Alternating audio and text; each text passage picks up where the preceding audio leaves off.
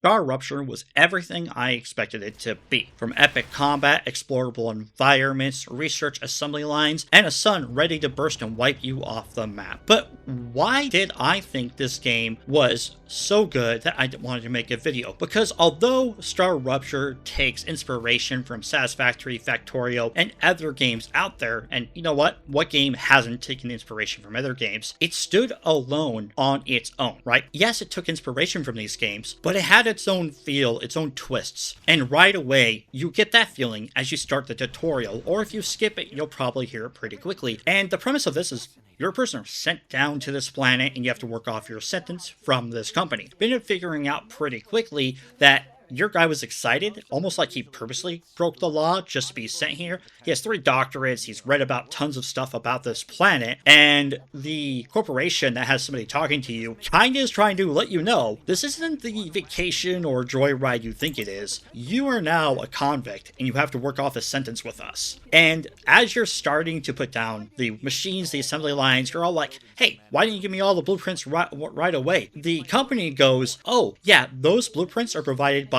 companies outside of us, and we're just the middleman or distributor of what you give us, and we send to them. And these companies will only give you more blueprints as you give them more materials, and they trust you, which is a hilarious way of making that, hey, this is a good excuse for us not to give you blueprints, all of them at one time. Now, the exploration is pretty cool in this idea, because as you're exploring the world, you're going to find plants, meteor hearts, and all that other kind of stuff, and you can take that back to your base and use an analyzing station to get more data points that you can spend on whatever company you want, because the analyzer is giving you like data. This is information. Think like No Man's Sky when you're scanning all the creatures and stuff. But as you're exploring out in this world, looking for new things to get, mining, you end up coming across some of these, creatures, the bugs. And at first they're easy to dispatch with your mining laser, but you end up finding out pretty quickly the mining laser isn't that great of a tool against them, because you definitely have to run back to the base after some time and get a pistol. You end up going for the research of some of the armaments, and it's a pistol. It's great. It does end up working out pretty well. But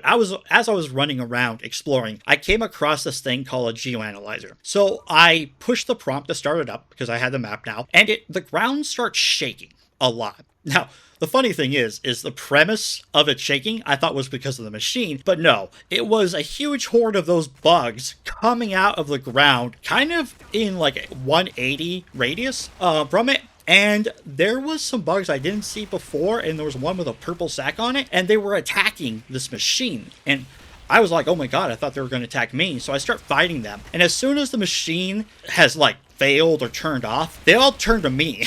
They start going after me. That was a crazy moment. But that was a lot of fun in this playtest. I had to think on my feet. Now, the funniest part about this is I defeated all of them, and I'm looking around a little bit more, but I'm about to go to my base, and I hear the ominous words from over my headset. You need to seek shelter. The supernova or star rupture is about to happen. And then a timer starts going down. So I start booking it to my base. Now, I made it to my base in plenty of time, but I'll tell you what, folks, they did an amazing job on this star rupture or this supernova. You see it coming, and it just flows over everything and wipes out all the stuff everywhere. That's grass, that's plant life, that's creatures, that's anything out there. Even boils water off of the world. And what's also cool about this is you can see the world more or less regenerating all of that plant life, that water, all this stuff. It's almost like the world itself has been in this weird, crazy state for so long. Everything knows how to preserve itself in different ways and come back out. It's really cool. But folks, the playtest for Star Rupture was a lot of fun, and I couldn't recommend it more. If they do one of these, I would highly suggest it. But folks, I have been Dumbgrod with the State of Survival podcast. Thank you very much for watching, and have a wonderful day. Ta-ta for now.